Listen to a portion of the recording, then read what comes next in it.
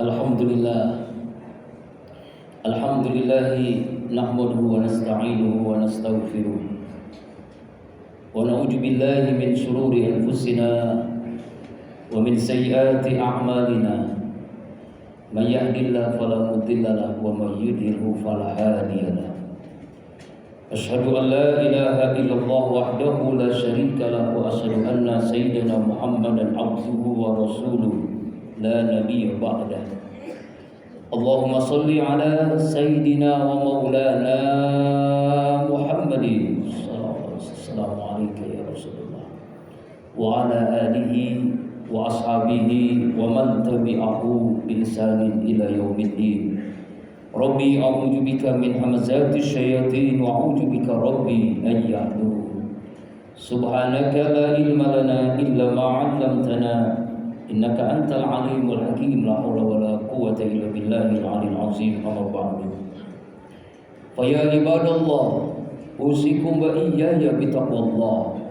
Faqad fazal muttaqun ittaqullaha haqqa tuqatih wa la tamutunna illa wa antum muslimun. Qala Allah Ta'ala fil Qur'anil Karim wa huwa asdaqul qailin. A'udzu billahi minasyaitonir rajim. Bismillahirrahmanirrahim.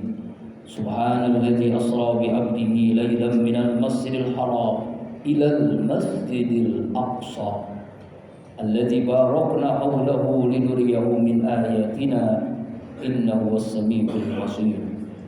Qala Rasulullah sallallahu alaihi wa alihi wasallam, al-iman al-ihtimam, sadaqallahul azim wa sadaqan nabiyil karim wa nahnu ala dzalika minasyahidin wa syakirin walhamdulillahi rabbil alamin. Ma'asyiral muslimin sidang Jumat Masjid Besar Riyadhus Shalihin rahimakumullah. Tidak ada sikap yang terbaik sebagai hamba Allah yang bertauhid. Cepat atau lambat semua kita akan menghadapi kematian, kecuali langkah takwa yang selalu menyertai kita dimanapun, kapanpun, dan insya Allah dalam kondisi bagaimanapun. Ma'asyiral muslimin rahimakumullah. Hampir 2 bulan ini kita dipertontonkan kebiadaban, kekejaman Zionis Israel laknatullah alaihim. Lebih dari 11.500 orang yang syahid, yang wafat di Gaza, di Palestina. Masjid, gereja, rumah sakit, rumah dan bangunan-bangunan yang lainnya hancur rata menjadi tanah. Setiap 10 menit ada saja yang wafat, anak kecil, bayi, balita.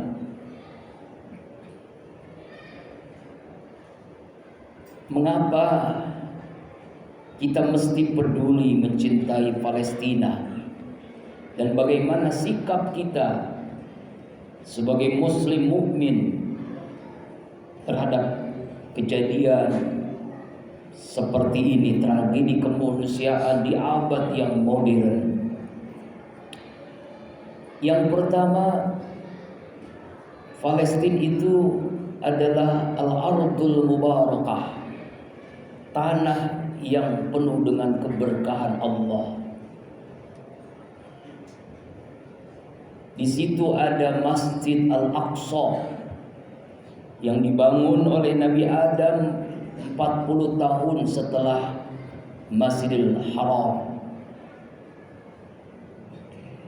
Masjid Al-Aqsa adalah masjid di mana tempat akhir dari Isra dan tempat titik awal dari Mi'raj Nabi besar Muhammad sallallahu alaihi wasallam. Diabadikan oleh Allah dalam Al-Qur'an surah Al-Isra ayat yang pertama. A'udzu billahi minasyaitonir rajim. Subhanalladzi asra bi 'abdihi lailan minal masjidil haram ilal masjidil aqsa alladzi barakna hawlahu linuriyahu min ayatina innahu was-sami'ul basir. Maha suci Allah yang telah menjalankan hambanya Rasulullah SAW di malam hari dari Masjidil Haram di Mekkah Al-Mukarramah menuju Masjidil Aqsa di Palestina yang Allah berikan keberkahan buat sekelilingnya. Di mana ketika Isra Mi'raj itu Rasulullah menerima perintah sholat 5 waktu di Masjid Al-Aqsa bersama para nabi. Rasulullah Muhammad SAW memimpin sholat berjamaah. Di tempat itu malaikat Jibril memberikan 2 suguhan minuman, susu dan arak. Lalu disuruh pilih, ambil. Rasulullah dengan cepat mengambil minuman susu. Sodakta, kata Rasulullah, benar. Seandainya kamu memilih minuman keras, umatmu menjadi pemabuk. Al-Aqsa adalah masjid di mana diperintahkan oleh Rasulullah untuk berziarah setelah Masjidil Haram dan Masjid Nabawi. Pahala berlimpah Allah berikan kepada orang yang melaksanakan ibadah di 3 masjid ini. Masjidil Haram pahalanya 100.000 rakaat, Masjid Nabawi 1.000 rakaat, Masjidil Aqsa 500 rakaat. Tempat di mana Lailatul Qadar kemungkinan besar turun di 3 masjid ini, Masjidil Haram, Masjid Nabawi, dan Masjid Al-Aqsa di Palestina. Sehingga Rasulullah SAW berdoa kepada Allah, Allahumma barik lana fi Syamina wa Yamanina. Ya Allah, ya Rabb, berkahi Syam dan Yaman. Yang dimaksud Syam ini adalah Palestina. Yang kedua, kenapa kita mesti cinta dengan Palestina? Karena Al-Ardul Muqaddasah, tempat yang suci, di mana banyak nabi yang dilahirkan yang hijrah ke Palestina, yang berdakwah menyebarkan agama Islam di Palestina. Nabi Yakub, Nabi Yusuf, Nabi Ibrahim alaihissalam, Nabi Ishak, Nabi Musa, Nabi Isa, Siti Maryam, Nabi Sulaiman alaihissalam, Nabi Lut hijrah dari Sodom ke Palestina, dan banyak nabi-nabi yang lain. Makanya disebut Al-Ardul Muqaddasah, tempat yang suci. Para sahabat banyak menyebarkan dakwah dan wafat di Palestina. Imam-imam besar para wali Allah, Sufyan As-Sawri, Malik bin Dinar, Imam Syafi'i, mazhab Syafi'i, dilahirkan Imam Syafi'i di Palestina. Al-Ardul Muqaddasah, tempat yang suci. Kemudian yang berikutnya, kenapa kita mesti mencintai Palestina? Ternyata Palestina lah negara pertama yang mengakui kemerdekaan negeri kita Indonesia ketika diproklamirkan oleh Bung Karno dan Bung Hatta 17 Agustus 1945. Seluruh negara di dunia waktu itu belum mengakui kemerdekaan. Ternyata yang mengakui kemerdekaan adalah Palestina. Kemudian kita sebagai mukmin muslim, jangankan muslim, mukmin sebagai manusia, melihat tragedi kemanusiaan yang luar biasa. Begitu banyaknya korban jiwa yang wafat, lebih dari 11.000 lebih manusia yang wafat karena kebiadaban Zionis Israel. Rasanya hati ini dipertanyakan kalau tidak ada kepedulian kita kepada saudara-saudara kita di Palestina. Al-iman, al-ihtimam, iman itu perhatian. Kalau tidak ada punya perhatian, maka kita tidak dianggap beriman. La yu'minu ahadukum, tidak dianggap orang itu mukmin. Seorang mukmin adalah seperti kal jasadil wahid, satu tubuh. Kalau ada yang sakit, seluruh tubuh merasakan sakitnya. Jatuh kita dari motor, kaki bengkak, pala pusing, mulut pun dengan spontanitas sakit. Aduh, begitu pula saudara kita yang saat ini dibantai. Seandainya yang dibunuh itu adalah anak kita, istri kita, cucu kita, kakak adik kita, keponakan kita, saudara kita. Bagaimana hati ini tidak miris menyaksikan dipertontonkan setiap hari? Ma'asyiral muslimin, sidang Jum'ah rahimakumullah. Lalu bagaimana sikap kita sebagai muslim terhadap peristiwa yang terjadi? Yang pertama, doa. Jangan lupakan doa kita untuk Palestina. Rasanya kita tidak berdoa kalau tidak mendoakan Palestina. Kita berkhianat sebagai seorang muslim kalau tidak mendoakan Palestina. Ingat ketika kakek Rasulullah Abdul Muttalib berdoa kepada Allah Subhanahu wa taala ketika itu Ka'bah mau dihancurkan oleh Abraha dengan pasukan gajahnya ketika itu. Doanya dikabulkan. Apa yang terjadi? Allah turunkan bala tentaranya, Tayron ababil, burung ababil. Hal ini jelas lengkap di dalam surah Al-Fil. A'udzu billahi minasyaitonir rajim. Alam tara kaifa fa'ala rabbuka bi ashabil fil? Alam yaj'al kaidahum fi tadlil wa arsala 'alaihim tayran ababil tarmihim bihijaratin min sijil faj'alahum ka'asfin ma'kul. Yang kedua, kunut nazilah.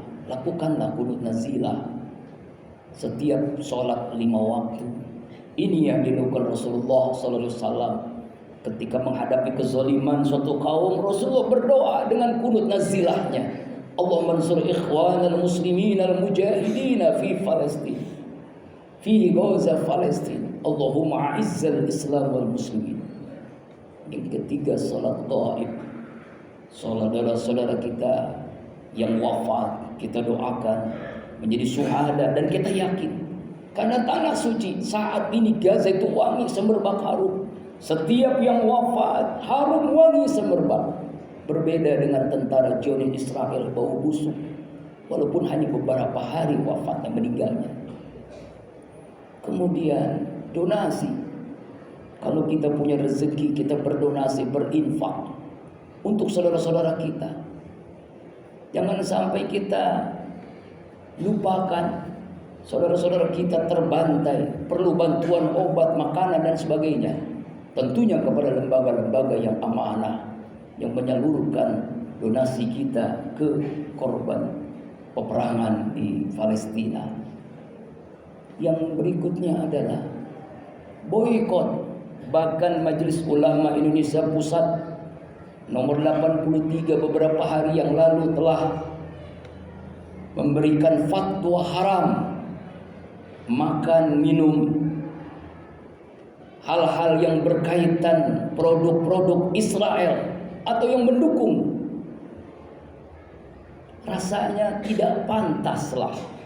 Bayangkan produk itu keuntungannya untuk membeli bom, peluru, untuk membunuh saudara-saudara kita. Lalu kita beli, lalu kita konsumsi, lalu kita pakai. Nah, itu berkhianat kita. Na'udzubillahi min dzalik. Bahkan MUI menetapkan fatwa tidak sembarang, bukan hanya satu orang. Melalui majelis fatwanya menetapkan bahwa produk-produk Israel itu haram dikonsumsi, dipakai oleh kita. Produk apapun. Kemudian manfaatkan media sosial yang kita miliki, handphone yang kita manfaatkan untuk menyampaikan kezaliman yang terjadi di sana. Banyak anak-anak kecil yang setiap hari wafat, setiap 10 menit. Allah Akbar. Sampaikan lewat media sosial yang kita miliki. Manfaatkanlah media sosial untuk dakwah, untuk menyampaikan kezaliman yang terjadi.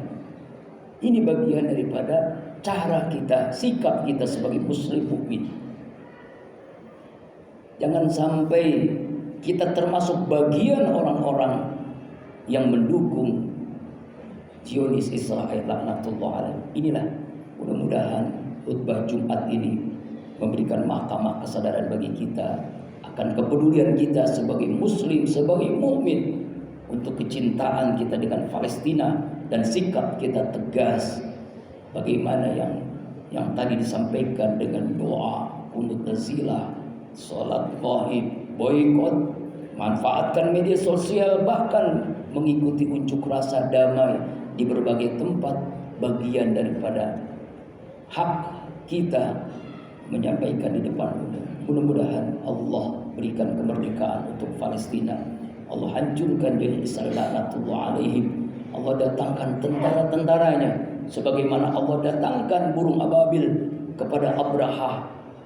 Dan yakinilah doa itu senjata yang sangat dahsyat bagi hamba-hamba Allah yang mukmin. Amin. A'udzubillahi minasyaitonir rajim. Bismillahirrahmanirrahim. Alam tara kaifa fa'ala rabbuka bi ashabil fil. Alam yaj'al kaidahum fi tadlil wa arsala 'alaihim tayran ababil tarmihim bi hijaratin min sijil faj'alahum ka'asfin ma'kul. Barakallahu li wa lakum fil Qur'anil Karim wa nafa'ani min al-ayati wa dzikril hakim wa taqabbal minni wa minkum tilawatahu innahu was-sami'ul 'alim. Aqulu qawli hadza wa astaghfirullah li wa lakum lisairil muslimina wal muslimat wal mu'minina wal mu'minat fastaghfiruhu innahu wal ghafurur rahim.